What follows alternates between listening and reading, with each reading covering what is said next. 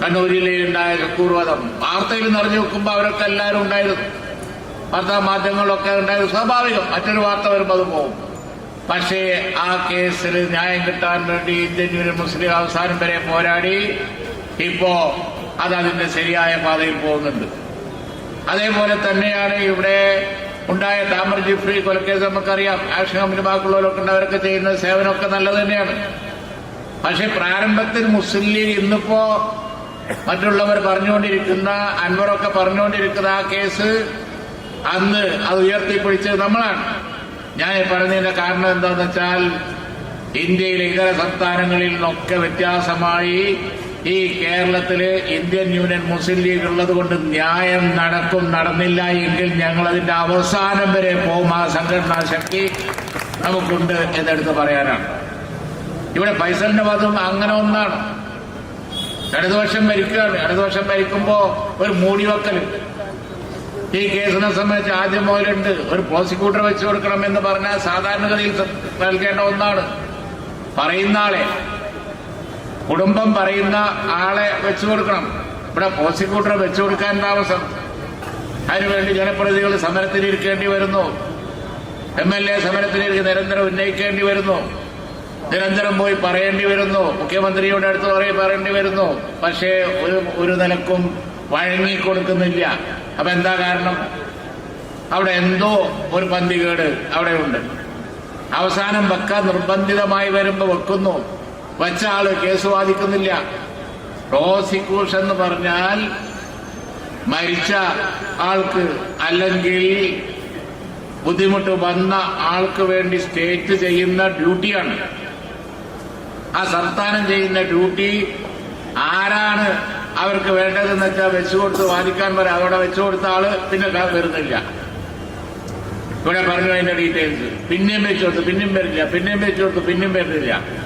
10, 20 തവണ, 20 തവണ, 20 തവണ. എന്തൊരു ഏർപ്പാടാണ് അത്! ഒത്തുകളി അല്ലെങ്കിൽ പിന്നെന്താ? ഇത് പോലീസും അതുപോലെ തന്നെ ഈ പറഞ്ഞ പ്രതികളും അതിന്റെ രാഷ്ട്രീയ കാരണമാണ് ഇപ്പൊ വെളിപ്പെട്ടുകൊണ്ടിരിക്കുന്നത്, പൊതുവായി വരുന്നത്. നമുക്കറിയാം, ഇതും അതുപോലൊരു കേസാണ്. ഈ സമയത്ത് തന്നെ ഇത് ഉയർത്തിപ്പിടിക്കാനുള്ള കാരണം ഇപ്പൊ വെളിച്ചത്ത് വന്നിരിക്കുകയാണ്. കുറെ കാര്യങ്ങൾ, ഇത്തരത്തിലുള്ള അനവധി കേസുകൾ മൂടിവെക്കപ്പെടുന്നു. അതൊക്കെ ഇവിടെ ഒന്നുമല്ലാതായി. അങ്ങനെ ഒന്നുമല്ലാതായി പോകാൻ പറ്റൂല. താമർ ജിഫ്രിയുടെ കൊലക്കേസിന്റെ അദ്ദേഹത്തിന്റെ സഹോദരൻ കഴിഞ്ഞ ദിവസം എന്റെ അടുക്ക വന്ന് പറഞ്ഞു. ഞാൻ പറഞ്ഞു, ആര് പുറകോട്ട് പോയാലും ഇന്ത്യൻ യൂണിയൻ മുസ്ലിം ലീഗ് പുറകോട്ട് പോകില്ല, നിങ്ങൾ പേടിക്കേണ്ട, അവസാനം വരെയാണുള്ളത്. ഞങ്ങൾ വളരെ സിസ്റ്റമാറ്റിക് ആയിട്ട് നിയമ പോരാട്ടം നടത്തും. അത് ഞങ്ങളുടെ രീതിയാണ്. ഈ രാജ്യത്ത് പൗരത്വ പ്രശ്നം വന്ന് നമുക്കറിയാലോ, എല്ലാവരും ആശങ്കയിലായി. പ്രക്ഷോഭം നടത്താൻ എല്ലാവരും രംഗത്ത് വന്നു. നല്ലതന്നെ, നമ്മളും കൂടി കൊടുത്തു.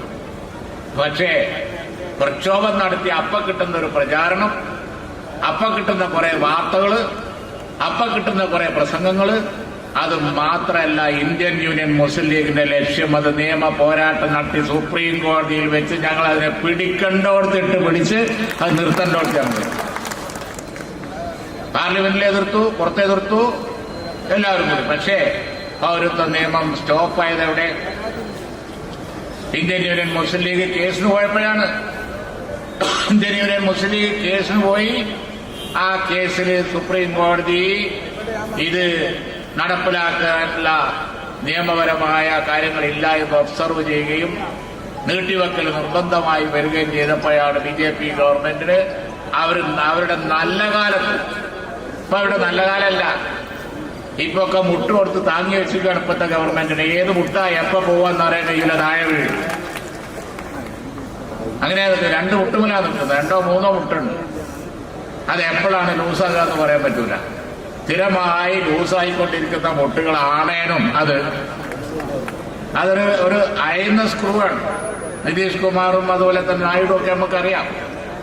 അങ്ങനെ മുട്ടുകൊടുത്ത് നിർത്തിയിരിക്കുന്ന ഗവൺമെന്റ് അല്ലാതെ സർവശക്തനായി മോഡി നിന്ന സമയത്ത് പൗരത്വ നിയമം കൊണ്ടുവന്ന് രാഷ്ട്രീയ മുതലെടുപ്പ് നടത്തി രാജ്യത്തെ ജനങ്ങൾക്ക് അങ്കലാപ്പുണ്ടാക്കിയപ്പോ നമ്മൾ പെറ്റീഷൻ കൊടുത്തു. ആ പെറ്റീഷൻ ചൂണ്ടിക്കാണിച്ച് സുപ്രീം കോടതി പറഞ്ഞു ഇതാണ് ശരിയായ പെറ്റീഷൻ. ഇനി ആർക്കെങ്കിലും ഇന്ത്യ രാജ്യത്ത് പരാതി ഉണ്ടെങ്കിൽ ഇന്ത്യൻ യൂണിയൻ മുസ്ലിം ലീഗിന്റെ ഒപ്പം കൂടിക്കോ, ആ പെറ്റീഷന്റെ കൂടെ കൂടിക്കോ. അങ്ങനെയാണ് പ്രവർത്തിക്കല്. ഈ തിരുനങ്ങാടി ഉൾക്കൊള്ളുന്ന പൊന്നാനിയിൽ വേറൊരു ഇടപെടുത്തു. ന്യൂനപക്ഷങ്ങളെ ഒന്ന് ഉണർത്തിവിടാനുള്ള അന്ന് അടവ് അതേ. അങ്ങനെയാണ് കാലാകാലങ്ങളിൽ കാർഡ് മാറി മാറി വരും.